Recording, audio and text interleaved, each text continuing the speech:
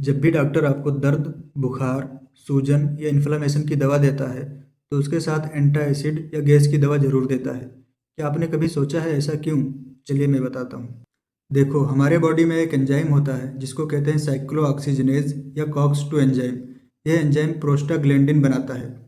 इस प्रोस्टाग्लैंडिन का पहला काम होता है कि ये ज़्यादा से ज़्यादा म्यूकस बनवाता है। यह म्यूकस पेट के अंदरूनी दीवार पर जाकर चिपक जाता है, वहाँ पर कोटिंग बनाता है और अंदरूनी दीवार की हिफाजत करता है। दूसरा काम इस प्रोस्टाग्लैंडिन का ये है कि ये ज़्यादा से ज़्यादा बाइकार्बोनेट निकलवाता है।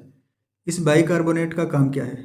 जब हम लोग खाना खाते हैं तो खाना खाने के बाद उसको डाइजेस्ट करने के लिए एसिड निकलता है। अगर एसिड ज़्यादा क्वांटिटी में निकल गया है तो यह बाइकार्बोनेट जाता है और उस एसिड को न्यूट्रलाइज करता है ताकि पेट में कोई भी जख्म ना पैदा हो।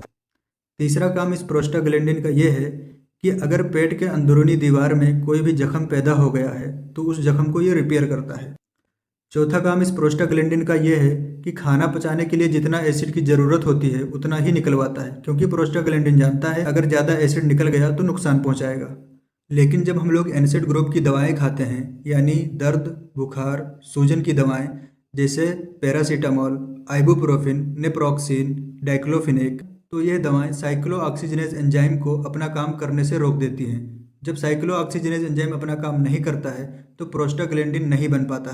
जब प्रोस्टाग्लैंडिन नहीं बन पाता है तो म्यूकस का प्रोडक्शन कम हो जाता है, बाइकार्बोनेट कम निकलता है, एसिड ज़्यादा निकलता है। अब जब एसिड ज़्यादा निकलता है और हमारे पेट को अंदर से हिफाजत करने वाले म्यूकस और बाइकार्बोनेट कम निकलता है तो गैस्ट्राइटिस और गैस्ट्रिक अल्सर होने का चांस बढ़ जाता है। इसीलिए एंटा एसिड ग्रुप की दवा दी जाती है ताकि पेट में ज़्यादा एसिड ना बने, ज़्यादा गैस ना पैदा हो, गैस्ट्रिक अल्सर और गैस्ट्राइटिस से बच सकें।